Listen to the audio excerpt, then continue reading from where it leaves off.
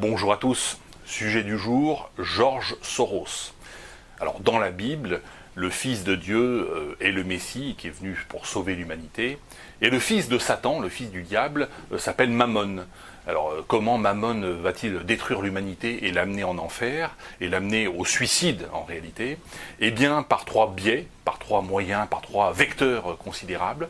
Le premier, c'est le vecteur de la sexualité stérile, la sexualité sodomique, hein, comme on le dit dans la Bible. Le deuxième vecteur, c'est celui de la drogue, hein, de l'alcool, de la drogue, de la défonce. Et le troisième vecteur, c'est celui du métissage, hein, car naturellement un peuple qui n'a pas de racines est un peuple qui n'a pas d'avenir, et le but encore une fois c'est de conduire l'humanité à se suicider en devenant hyper individualiste. Alors c'est effectivement ce que fait Soros, notre ami George Soros, depuis 1979, où il a commencé à faire fortune et commencé à distribuer sa fortune à diverses associations. Il a subventionné naturellement au niveau mondial en top priorité les associations qui favorisent et qui prônent l'avortement, qui favorise également la sexualité LGBT, hein, lesbiennes, gays, bi-trans. Là, c'est une priorité également pour le petit Georgie. Il a subventionné également les associations qui prônent la dépénalisation des drogues douces, mais aussi des drogues dures. Et lui-même, George Soros, a investi en Colombie, en Bolivie, dans des exploitations de coca. Il faut le savoir, c'est également, ça fait partie de ses grands objectifs. Et puis un objectif final de Soros, c'est bien sûr subventionner les associations qui favorisent les migrants. Donc là, on le voit aujourd'hui en Europe, on dépense beaucoup d'argent à ce niveau-là. Voilà, les trois grandes priorités de Soros correspondent finalement aux trois axes et aux trois, on va dire aux trois pics du trident de Mammon, le fils du diable. Alors, le diable ne sait pas qu'il est le diable, hein, ça c'est un principe fondamental. Donc nous allons voir dans cette vidéo si Soros est véritablement l'incarnation de Mammon ou l'homme de main de Mammon. Comment peut-on l'arrêter? Est-ce qu'on peut l'arrêter? Comment peut-on l'arrêter? Et quel va être notre avenir si nous ne l'arrêtons pas? Allez, c'est parti.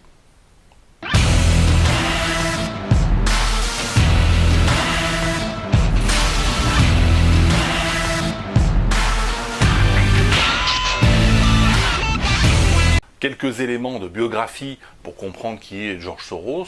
George Soros est né en 1930 en Hongrie, dans une famille juive très bien intégrée, relativement bourgeoise. Il dit même dans sa biographie dans son autobiographie, que sa mère était antisémite et détestait cette situation. En 1936, son père transforme son nom, leur nom de famille c'était Schwartz, hein, en Soros, parce que son père parlait l'espéranto, et Soros en espéranto ça veut dire s'élever. Donc voilà, il avait une ambition de s'élever dans la société et peut-être de s'extraire de sa condition. En 1944, l'Allemagne envahit, l'Allemagne qui était jusqu'à présent alliée de la Hongrie, se met à envahir la Hongrie. Les Juifs vont être persécutés. Et George Soros va être placé dans une famille chrétienne. Il va se faire passer pour le neveu chrétien d'un certain Bonbach, qui est précisément chargé de la spoliation des biens juifs. Donc Soros à l'époque a 14 ans, hein, en 1944, et il va donc assister de loin, il ne va pas prendre une part active, mais à la spoliation des biens juifs de Hongrie. En 1947, il part au Royaume-Uni, en 1949, il rentre à la London School of Economics, où il va passer un bachelor en philosophie. C'est un étudiant de philosophie. Soros, ce n'est pas un étudiant d'économie.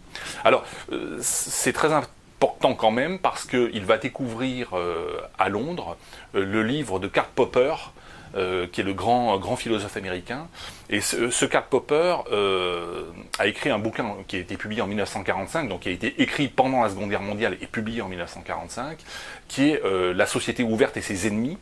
Et dans ce livre, Karl Popper explique que le stalinisme et l'hitlérisme sont des régimes absolument épouvantables, car ce sont des sociétés fermées, et des sociétés fermées qui conduisent au suicide collectif. Et bon, l'histoire lui donne plutôt raison, puisque il écrit son livre pendant la Seconde Guerre mondiale. Et il en conclut, le Karl Popper, et Soros à sa suite, qu'il faut au contraire faire la promotion d'une société ouverte, une open society, ou une open fucking society comme je dis, et cette société ouverte, c'est une société dans laquelle on va favoriser précisément la sexualité, et la sexualité stérile en priorité, et l'avortement, on va favoriser la consommation de la drogue, et on va favoriser naturellement le métissage et les migrations. Donc voilà un peu la logique, c'est-à-dire que à partir du moment où le stalinisme et l'hitlérisme sont décrits comme, encore une fois, des idéologies qui conduisent au suicide collectif, si on fait exactement l'inverse, on vivra dans une société paradisiaque. Naturellement, c'est une philosophie qui est extrêmement manichéenne, et on aboutit finalement à l'excès inverse. La société de la sexualité stérile, de la drogue et du métissage aboutit à l'enfer inverse de l'enfer dénoncé par Popper et par Soros.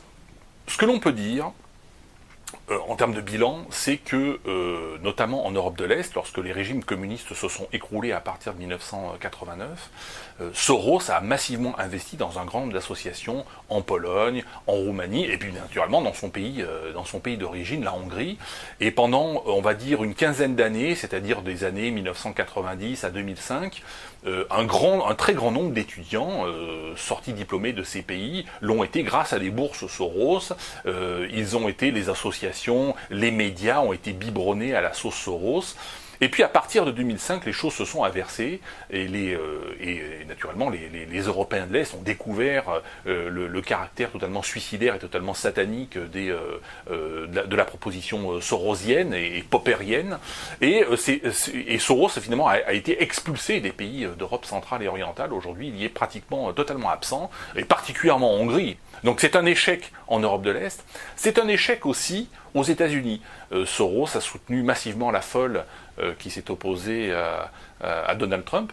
Donc il a dépensé des millions de dollars pour aider la petite Hillary.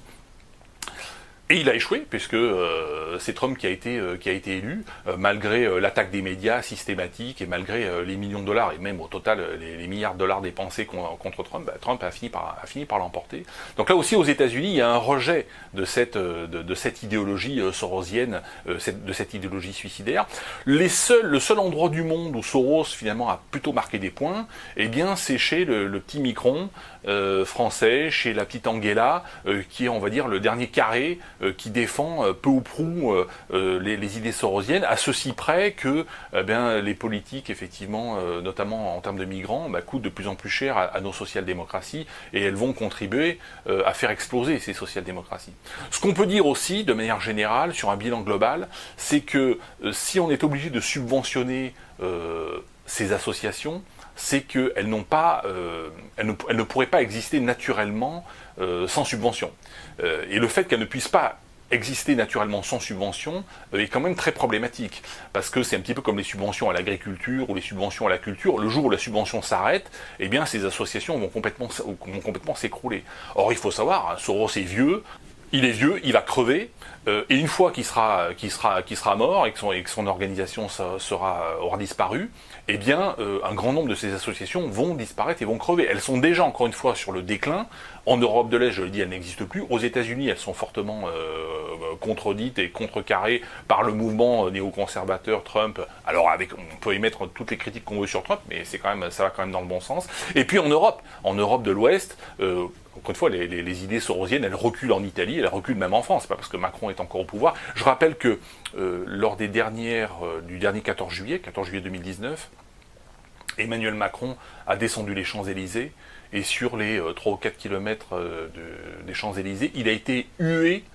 Donc je rappelle, Macron sur le command-car à côté du chef d'état-major, donc Macron en tant que chef de l'armée française, est conspué sur 3 kilomètres par le peuple français, qu'il a pourtant élu, ce qui n'est jamais arrivé, même Hollande, même Sarko, même Chirac, même les pires crevures qu'on a pu avoir à la présidence de la République n'ont pas été conspuées comme a été conspué Macron. Donc c'est pas parce qu'il est encore au pouvoir qu'il a une forte légitimité populaire, et que son positionnement philosophique est approuvé, parce que l'on échoue sur le plan économique, c'est une chose, mais que l'on conduise la nation au suicide par le LGBT, par la drogue et par le métissage et l'immigration, il est évident que là, la situation est complètement irrattrapable pour ce pauvre Macron qui, je le répète, est une victime, encore une fois, de ses propres pulsions et finalement de cette philosophie sorosienne et popperienne qui l'a profondément pénétré. Voilà, pour son plus grand plaisir, mais pour le plus grand malheur de la France. Et encore une fois, cela n'a pas, pour moi, cette philosophie n'a pas d'avenir, ni en France ni ailleurs, et elle est fondamentalement sur le plan de l'échec. Alors, est-ce que ça veut dire pour autant qu'il ne faut pas se battre et qu'il ne faut pas qu'il ne faut pas résister? Si, bien sûr, il faut résister. Alors, comment résister? Eh bien, en faisant de la politique.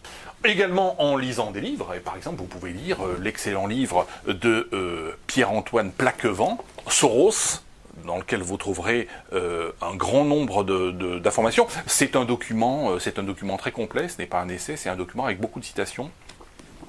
Vous pouvez également faire de la politique, et là aussi, projetez-vous, pour ne pas être suicidaire, les personnes qui se suicident, alors certains se suicident par dépression, parce qu'ils sont en phase terminale du cancer du pancréas, ça c'est autre chose, mais sur les 10 000 suicidés, sur les 12 000 suicidés par an en France, ce qui est assez considérable, beaucoup le sont parce qu'en réalité, ils sont trop individualistes, trop nombrilistes. Posez-vous la question, qu'est-ce que j'ai fait pour mon peuple? Qu'est-ce que j'ai fait pour les autres? Alors, ça peut être un membre de la famille, mais bon, les enfants un jour finissent par partir, les parents finissent par mourir. Qu'est-ce que j'ai fait pour mon peuple?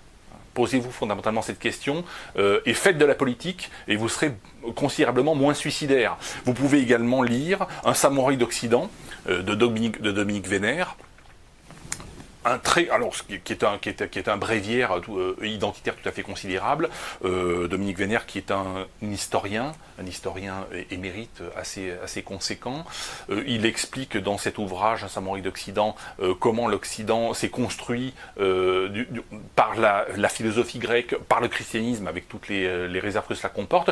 Dominique Vénère qui finira par se faire sauter le caisson dans Notre-Dame de Paris avant que des chances pour la France y mettent le feu. Vous pouvez également lire L'éthique du samouraï moderne de Patrick Franceschi, qui donne des éléments très intéressants pour comment se comporter positivement vis-à-vis des autres. Parce que c'est en construisant les autres et en aidant les autres politiquement parlant que je vais me construire et que je vais m'aider aussi à avoir, encore une fois, une utilité pour la société. Et donc je serai anti-suicide. Et anti-suicide, ça veut dire anti-Soros, fondamentalement. Donc voilà ce qu'on pouvait dire sur George Soros. George Soros, il va crever. Encore une fois, il ne faut pas détester l'homme. Il ne faut pas détester les hommes, il faut détester les idéologies.